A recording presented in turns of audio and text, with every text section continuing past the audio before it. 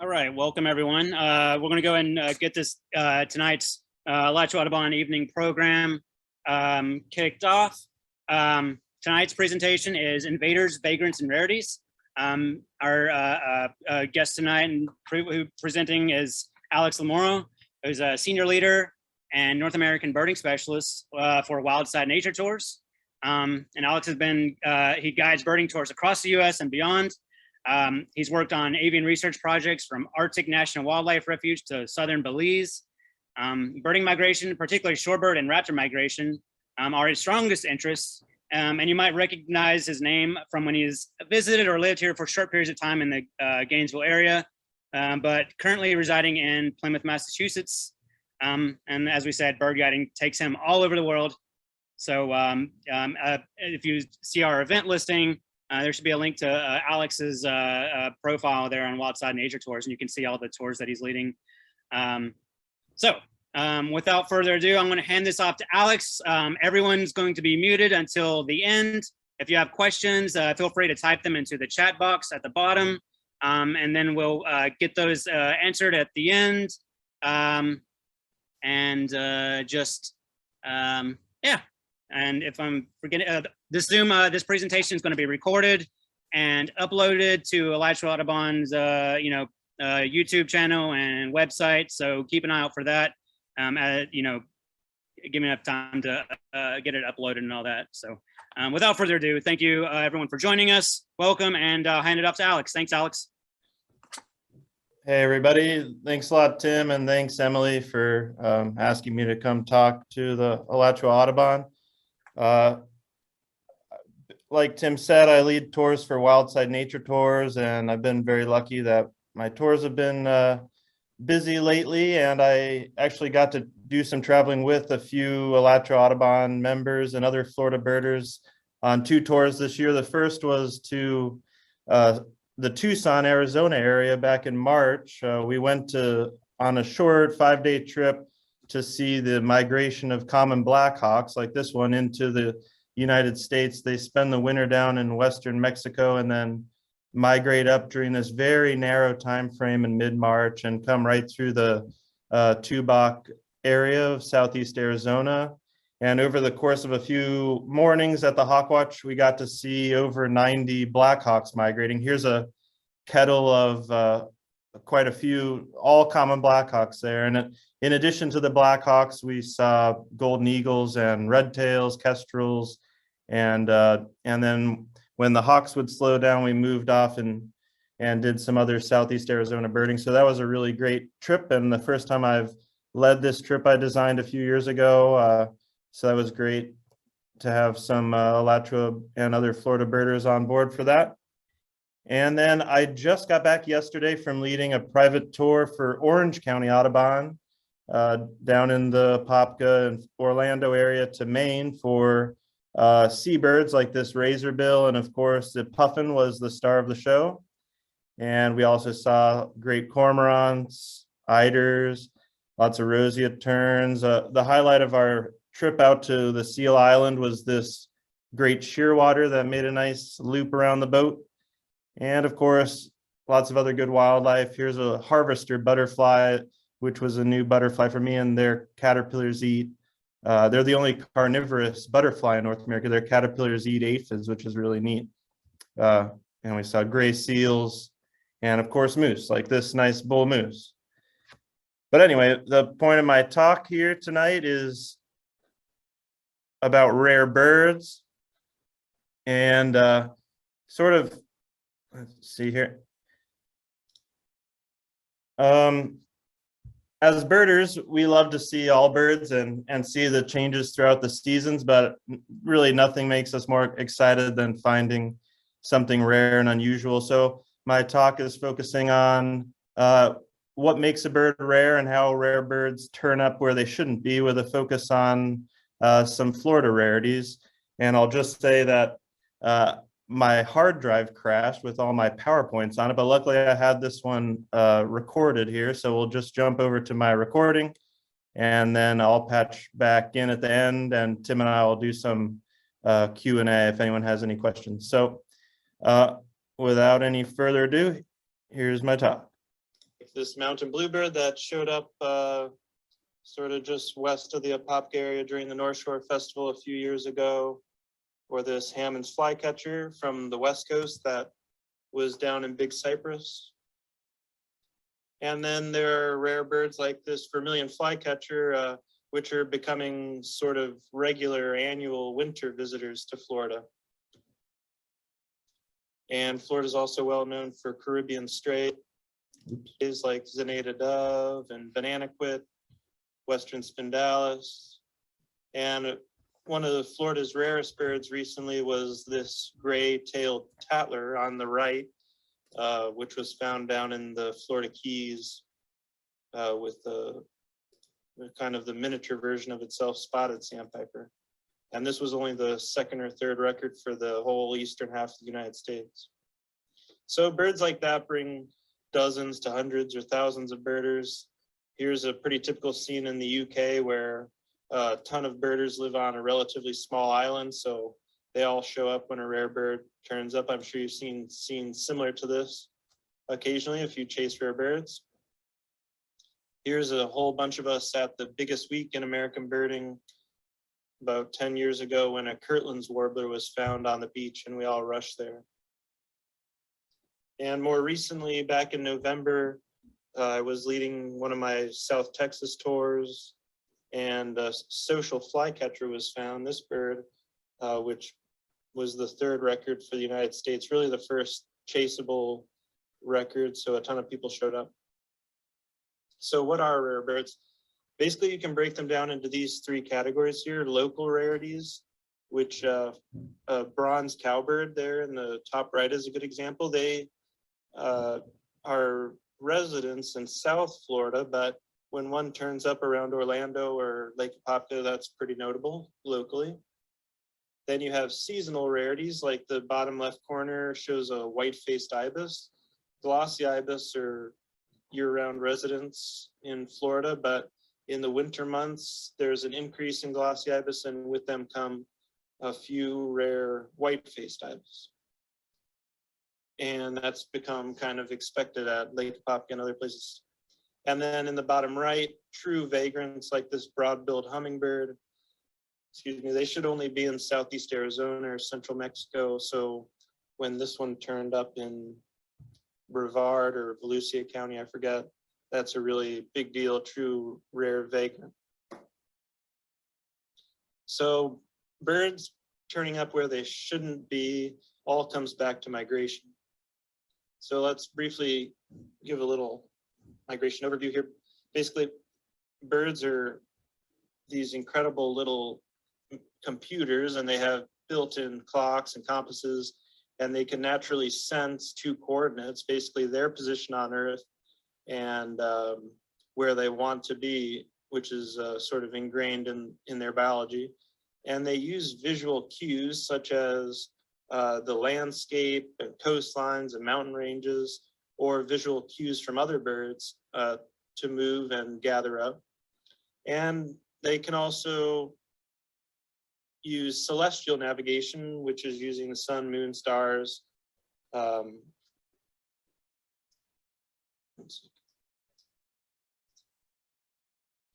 To navigate at night, and to a lesser extent, or an unknown extent, I should say, is geomagnetic navigation.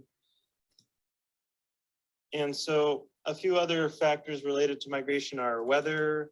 Birds can use barometric pressure. For instance, the veery shown here, they're well known for being able to detect low and high pressure systems and know when to migrate from the East Coast down across the Atlantic Ocean to Brazil or not, based on if they can detect changes in the barometric pressure, and if they can, they've been shown to be almost as efficient as our models in predicting a hurricane or tropical storm off the Atlantic coast, and they'll delay their migration or speed up their migration to avoid it.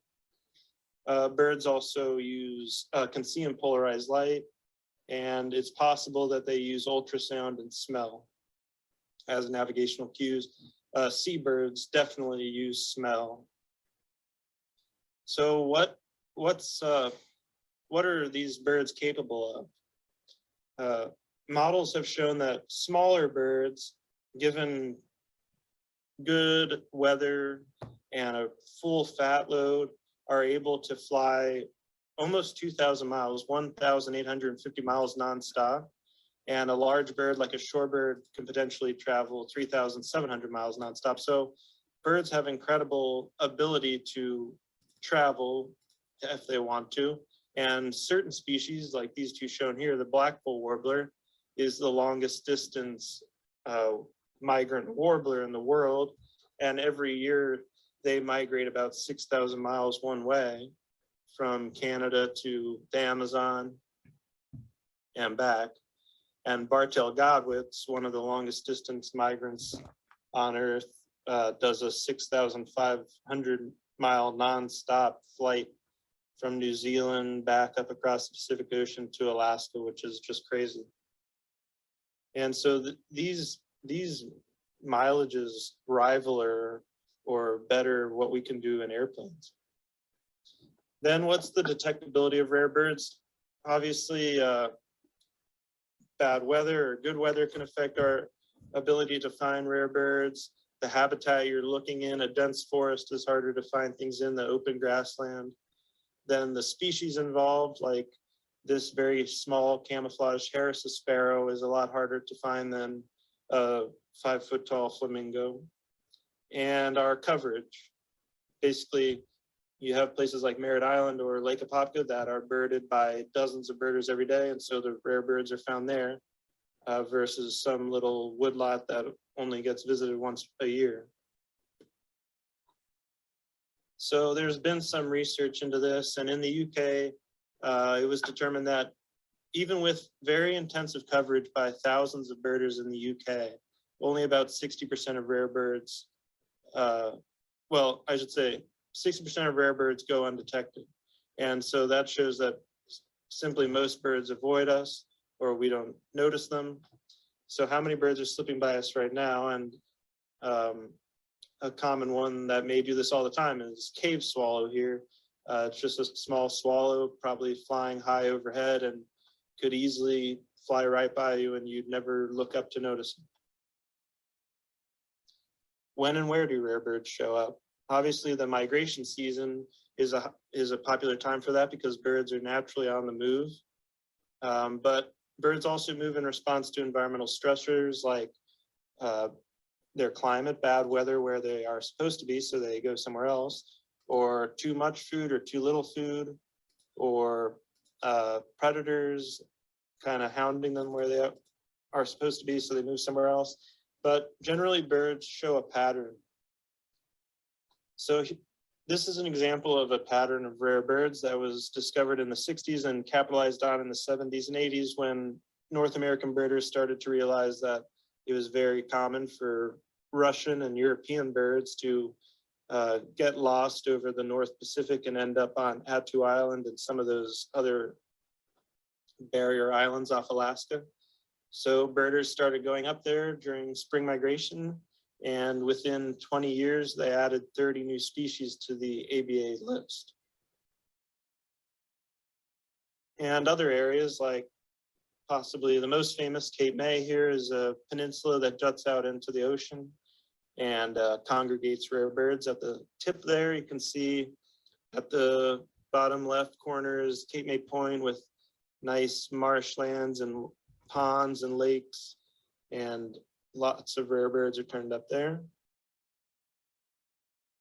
This is South Padre Island in Texas, the longest barrier island of the United States. And the southern tip of it has nice habitat and lots of rare birds have ended up there just because it increases the detectability. It's a small area with not many trees, and it's surrounded by water, so birds are naturally drawn to it. In Florida, the Fort DeSoto is a popular location for rare birds, another situation where you've got these small little barrier and mangrove islands, making it easier to find rare things, and the entire Florida Keys chain of islands. But even here, this is a little screenshot of very urban Miami, but there's these little pockets of green spaces, in particular 80 Barnes Park there, right in the center, which just draw in rare birds that end up in this area because it's a nice big patch of habitat. And then up in the Cocoa Beach area or south of Merritt Island, these little barrier island strips work to congregate birds.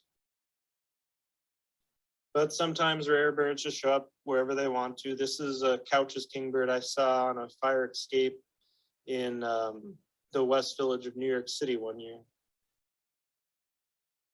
So which rare birds show up? Generally, there's a huge pattern of immature birds ending up where they shouldn't be because it's their first time migrating, and usually even if a bird does migrate off path, it may not be successful in that and doesn't last through the winter or whatever, so will not return, or it will have realized its mistake and the next year it'll try to go back to where it should be. Then we're getting into the meat of my presentation here, which is the mechanisms for why rare birds show up. So these are the reasons here. I'm going to go into little case studies on each, starting with drift. And this is very common. Basically, birds prefer to migrate under ideal conditions, which would be clear skies and a light tailwind. But when adverse conditions occur, birds can either stop or they get turned around if the wind shifts around. But each of these little adjustments takes energy, and ultimately the bird may just give up and head for the nearest point of land, heading downwind. And this is a common way for swallowtail kites to be pushed and pulled off course.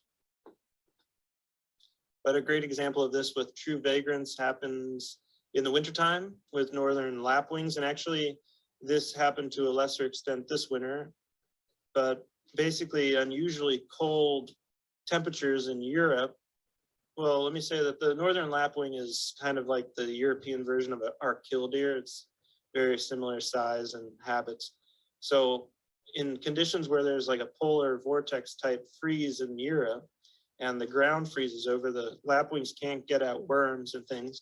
So they'll move to more coastal locations where there's more food availability.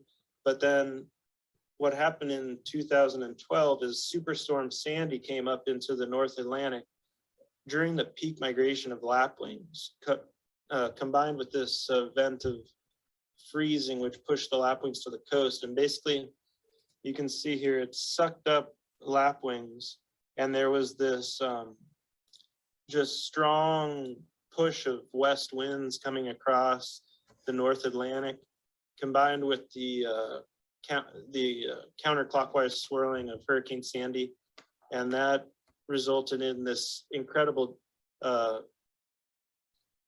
fallout of northern lapwings along the East Coast. So look at these two diagrams from eBird here on the left. Those are all sightings of northern lapwing from 1900 to 2011.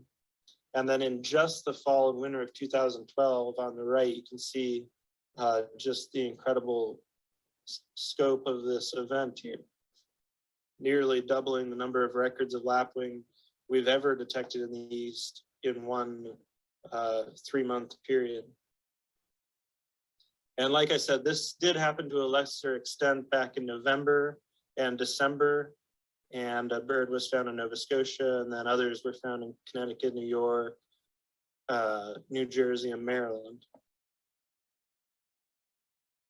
And in a similar and at the same time frame as that huge eruption of lapwings, this very rare whiskered tern was pushed over and discovered in Cape May. From a Florida perspective, it's common for flamingos to drift off course and end up in southern Florida. The next reason for vagrancy is misorientation. And that's when migrants have a faulty internal compass, essentially. And reverse migration is a very common example of this, where a bird simply migrates the wrong direction, but it does go the correct distance. Then there's overshooting, which is similar. That's when a bird migrating goes the correct direction, but goes too far. And an example of this lately, I'm not sure if they're still around, but snow geese, they should be overwintering in the Delmarva and maybe as far south as the Carolinas. But sometimes if wind is in their favor or for whatever other reason, they'll overshoot those winter areas and end up in central northern Florida area. So an example that a species that sort of shows both misorientation and overshooting is the awesome fork-tailed flycatcher, really similar to a scissortail, not as pinkish, and they actually have a longer tail. So they show misorientation in one way, which is where the savanna subspecies breeds in the Amazon and then migrates a long distance to southern South America. But occasionally, during the same time frame, we'll find savanna subspecies fork-tailed flycatchers in New England, which have migrated the correct distance, but they were misoriented by 180 degrees. Then there are the monarchus subspecies of fork-tailed flycatcher, which breeds in Colombia, northern South America, and migrates a short distance to Central America, typically, but often they will overshoot that and, double their migration instead of, go the true distance and end up in southern Texas and sometimes Florida. Then there's dispersal. Many species engage in these regular dispersal events. Owls and rails and doves and finches, like purple finches, are famous for this. Often this is in response to a stressor, or in the case of snowy owls, a boom in the population. One bird that's well known for this that Floridians might not think about is the purple gallinule. And they're very well-known long-range vagrants. There's been records from Iceland and Western Africa and Europe and the Northeast. And this happens when individuals just spontaneously move a huge distance in response to climatic pressures. So check out this heat map. In this winter, December of 2013, there was severe drought conditions throughout South and Central Florida. And perfectly in response to that, some purple gallinules started turning up in the Northeast, and very likely that was because there was no water in Florida. And so these young birds were like, what do? We need to go somewhere. And they took off and plopped down in the Northeast. At that same time, there was northerly winds helping their trajectory to get out of Florida and move right up the East Coast. And it's always crazy thinking about rails, because we always see them walking around, never really flying, but they are very capable flyers, and obviously they can pack on a lot of fat to help them travel long distance. So like I said, certain types of birds are especially prone to sporadic, unpredicted dispersal. And this is possibly due to those species having less refined migratory instincts. Instead of evolving to breed one location and migrate to another, they have these sort of sporadic, random pulses of movement. A great example of this was during the winter of 2012 and 2013. A ton of razorbills and other alcids made this totally unprecedented move south. And this was due to a major increase in the sea surface temperature off the North Atlantic. And so the food they wanted wasn't there. And so thousands and thousands of birds moved south. This is a great picture that was taken in December of 2012 with a flock of razorbills flying off Miami Beach. And again, here's the eBird map for 1900 to 2011 on the left. You can see that the sightings, all-time sightings, kind of fizzle out by northern Florida, and there was only ever 2 records for Florida. But then that winter of 2012 and 2013, huge numbers pushed south, and they were found in almost every coastal county in Florida, and even wrapping up around the Gulf into Mississippi, Alabama, Georgia. So just really incredible eruption, but probably not too great for the birds. The food they wanted wasn't in the Northeast, but obviously the food they want isn't down south either. Otherwise they would do this every year. And so many of them were malnourished and not able to make the return flight. And it wasn't just razorbills, although they got they were kind of the big celebrity of the thing because they're such a cool bird, but also all three scoter species and common murre and thick-billed murre and dovekey shown here, both red-throated and common loon, they all push south in huge numbers as well. And like I said, malnourished birds may have died outright, or like this white-winged scoter, they didn't have the proper nutrients to do their winter molt, and so they were stuck in the south to wait out a year as they got healthier. The next thing is association, which is when many birds have a strong instinct to be together in a flock.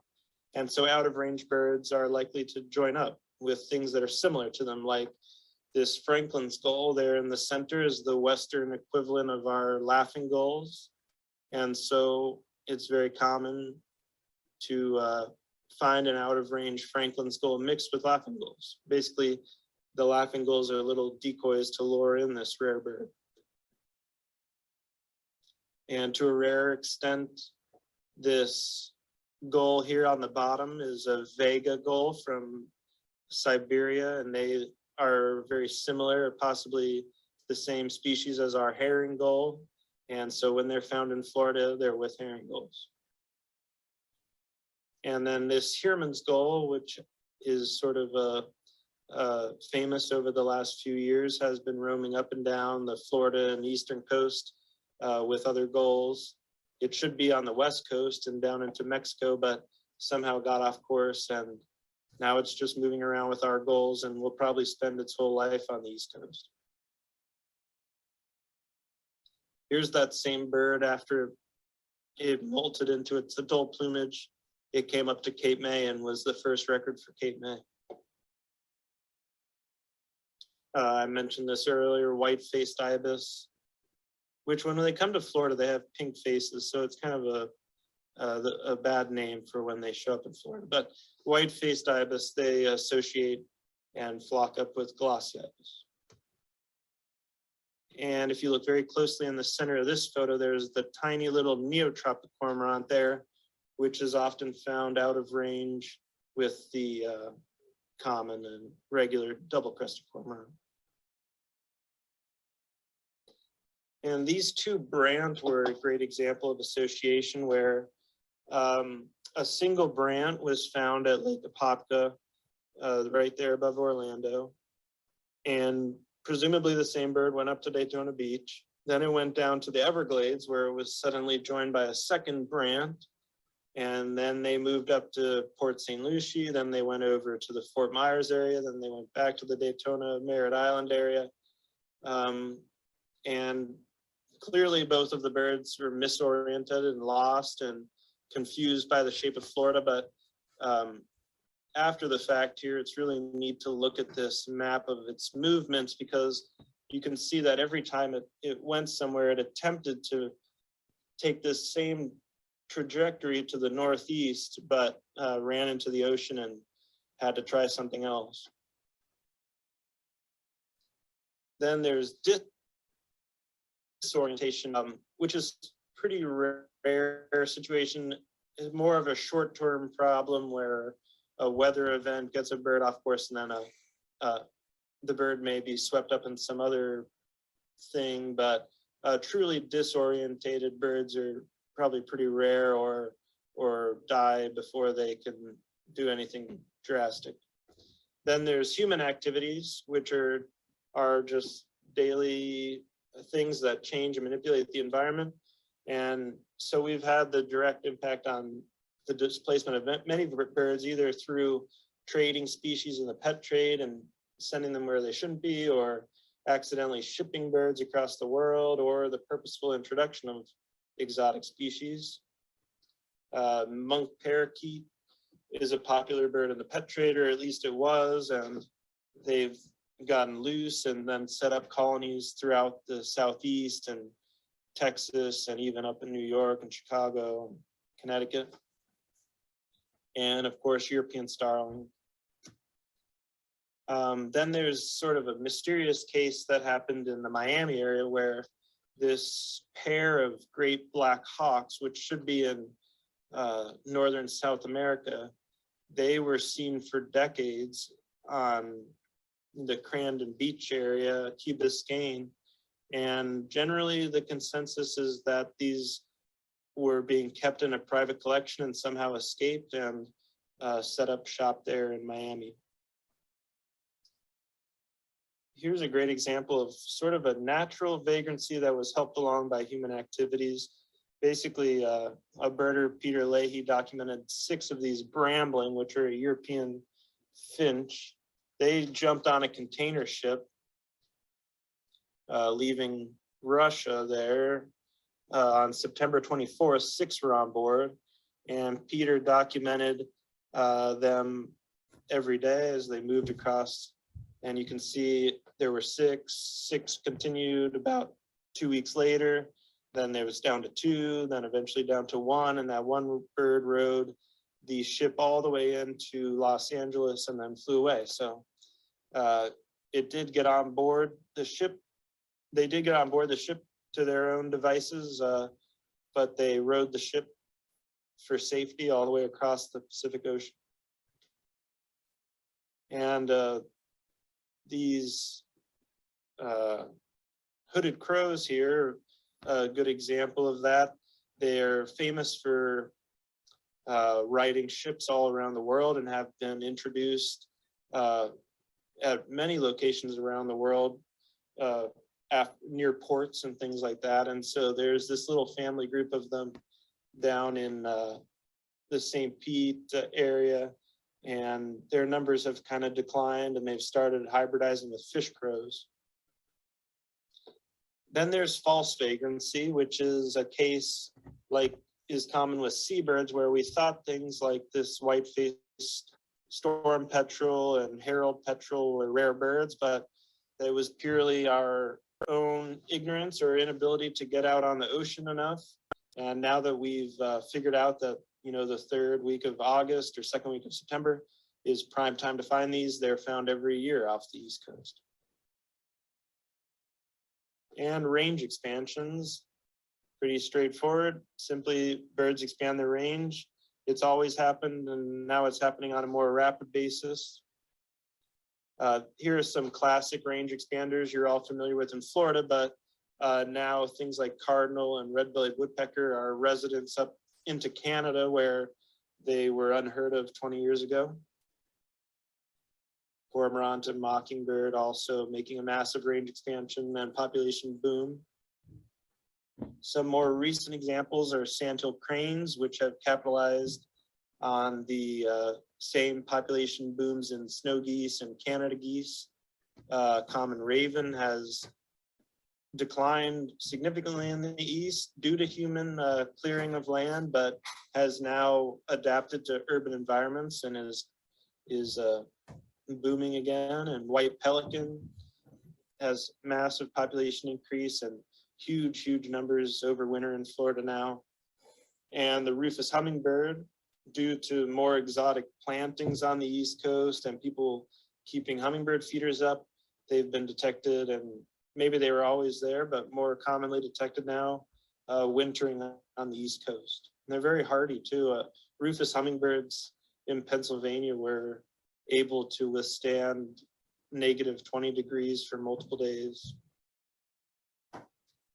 And white ibis is making a huge population boom and range expansion, now breeding up into New Jersey as of last year. Similarly, this bird that looks very much like a northern mockingbird, but is actually a tropical mockingbird. You can see here, it doesn't have the big white patch in the wings. They're making a huge range expansion in South America. And so it would make sense for some of those pioneering birds to jump over into Florida, which this one did. It was found in Palm Beach County, but unfortunately ignored by the records committee as unknown provenance. But there's a pretty good explanation for why it would turn up out of place. One thing holding it back, I guess, is that they're good singers, and so maybe more likely to have been a escaped black market pet trade scenario.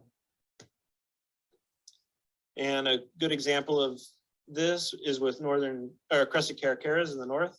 Basically, over the past 10 years, there's been this huge rush of entirely adult crested caracaras turning up far from where they should be. It's a mystery if they're from Texas or Florida, but there are population declines in both Texas and Florida. And so it's possible that it's these adult birds losing where they've been breeding and setting out, searching for new areas to set up shop.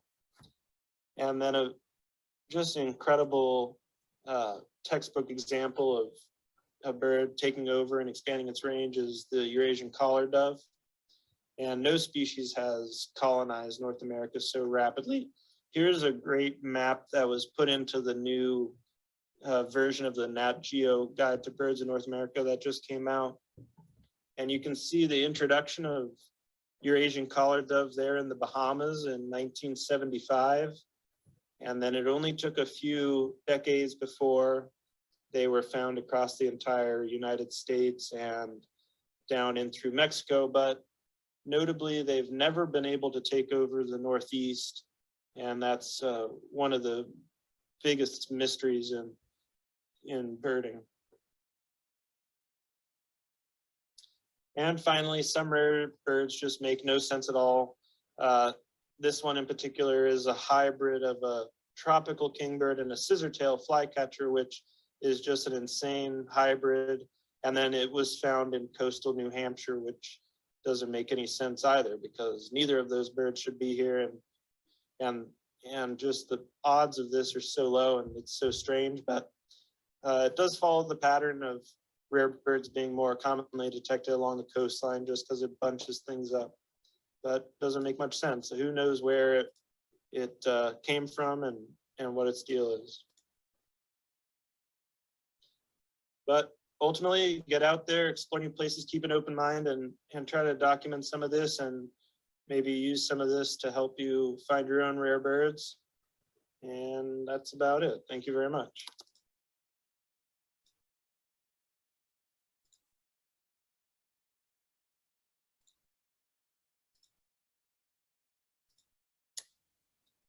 All right.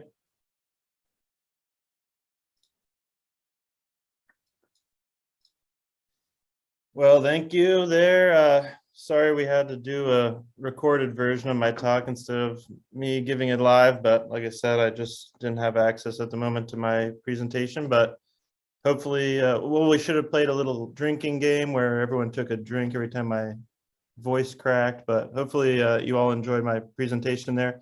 Let's see. I guess if anyone has any questions, let me know or type them into the chat box.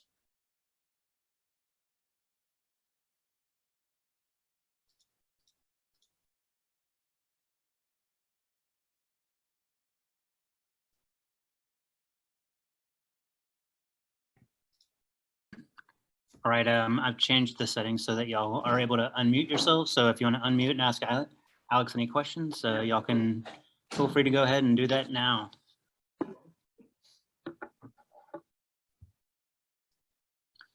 No questions? That's all right. Do you think, speaking of like range expansion species, cave swallows, I think the last one that was here was in December 2020, I believe, at Sweetwater. And from what I understand, they're kind of slowly colonizing bridge by bridge in South Florida, heading north and from Texas into Oklahoma. Have you seen any extension of that over the last few years, or do you have any impressions there?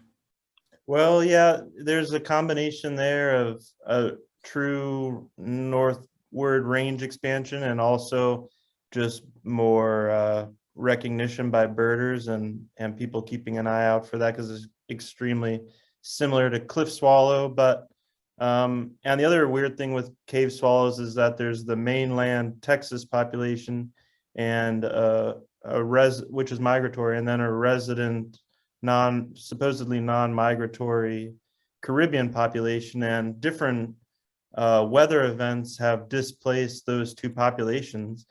The migratory Texas population is often drifts, uses my first example of drifting north in the spring and fall on favorable winds. And the Caribbean population has shown up in the Northeast being displaced by tropical storms. And so it's neat to see when those two subspecies turn up and identify them to subspecies and then try to hypothesize what mechanism pushed them around. Awesome, thank you. Let's see.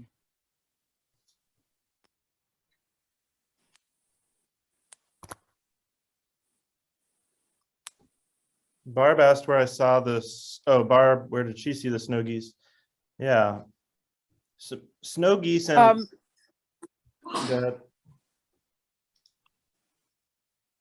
Go ahead, Alex. oh, I was just going to say that they're a regular overshoot to Florida, and for how rare the blue version is, it's surprising when every couple of years or maybe once every 10 years a blue one turns up in Florida, very much out of place. Yeah, I had been studying the color patterns, and also in Vermont, I went up and I was studying the behavior of the blue coloration. They actually stay in the center of the flock, and even most of the people up there don't know that they actually exist because they look like shadows. So, I mean, I have people who pick up milk from farms, and I have a nun and several other people. Everybody up there and around is taking pictures for me because I'm trying to develop the color patterns. But yes, I had heard that they were that they had been seen here, but it was shocking when someone called me and said, "Barb, what would these blue things be that are, that look like a goose?" And I said, if you'd asked anyone else, they probably would not know, but I happen to study them. Tim mentions there that snow geese often will turn up out of range at Payne's Prairie or Canopot Prairie, and that's a good example of association where the bird is out of range and lost, but is keying into a familiar habitat, the grassy prairies. And also a few times I've seen snow geese in Florida mixed in with sandhill cranes, which is a form of association where they've gotten lost but found something, sandhill crane, that they're kind of familiar with from up in the Midwest or Texas, and so joined up with them down in Florida. Thank you. If anybody sees them, please let me know. Thank you. Okay. Alex, so one dynamic that we've seen this month during the June challenge on local lakes is a lot of tern activity, and there's a few theories on why it seems like it could be more a function of more people getting out there on boats, but for species that we don't normally that don't have any nearby breeding populations, like Forster's terns, like nearby in Alachua County, I think they have some like disjunct breeding populations in Louisiana and other places. But is that something, with terns, do they just have like a natural vagrancy where like they wander inland even if they don't have any breeding populations?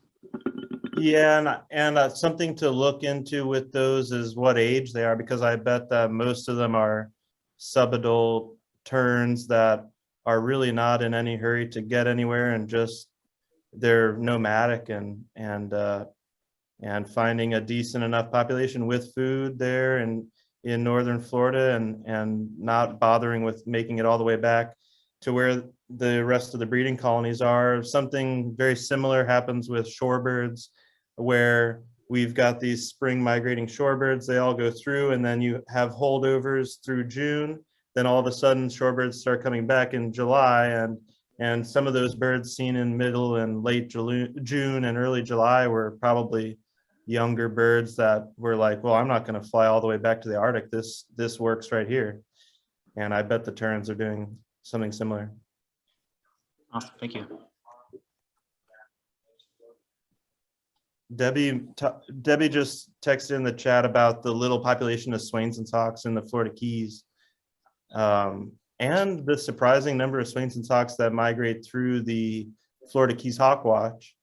That's probably the migratory ones are a result of drift, where where, like, you know, maybe there's a week's worth of westerly winds, and the raptors, which are just using thermals as much as they can to cycle around and glide to another thermal, trying to be as efficient as possible in traveling long distances. The wind is just drifting them over to Florida. And then once they get on the Florida Peninsula, they keep maybe, you know, bouncing off the coast and work their way down through the Keys and then back on track into South America. But as far as the ones that set up shop in winter in the, you know, Everglades and STA areas, I don't know what initially sparked that, but the climate's fine, and if there's food, then some just call it good enough, I guess. Well, I should also mention that those large raptors, not falcons so much, but the large raptors just really, really hate ocean crossings. It's dangerous. There's no thermals out there, and so when they do drift into South Florida, they probably just call it good and don't want to risk it over the Caribbean and stay right there in South Florida. Speaking of good which, one to add in. for like species that do a cross-peninsula migration, there's like a type of sparrow, I can never remember which one it is, like salt marsh or Nelson's, but they are kind of like occasionally seen inland here in Florida. Can you, off the top of your head, do you know what species, which one of those it was? Maybe Nelson's or maybe Lacan sparrow, but I'm not sure. Yeah, we've seen both. We've seen both. Nelson's have been seen at the dairy. Lacans have been seen at Sweetwater, and there was one year when it was really dry down in Orange Lake, and there were a lot of them in Boardman around Orange Lake, and sedge wrens as well. So both of those species have been seen here. Birds do completely unpredictable things too, like pine siskins. You think they're breeding in the north, and something like a lack of resources for them or a population boom forces them southward, and they would just come south. But during a big pine siskin eruption when I was in college in Penn State, central Pennsylvania, we banded a lot of pine siskins and got a few recaptured data back, and the pine siskins were recaptured over in Washington State. So birds don't necessarily move in the directions we think, north-south. They may be moving east-west, and it's really incredible what's possible.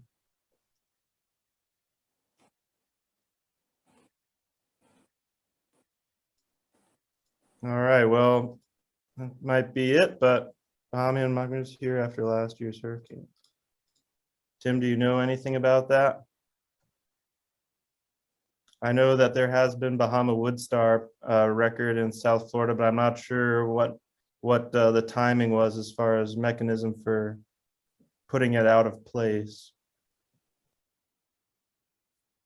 Right now, there's a lot of southwestern hummingbirds and other songbirds being misplaced into the rest of the continent by a major drought condition in Arizona and Utah. And so all those nectar, insect eaters and especially nectar eaters, very prone to wandering if they can't find the resources they need where they're supposed to be.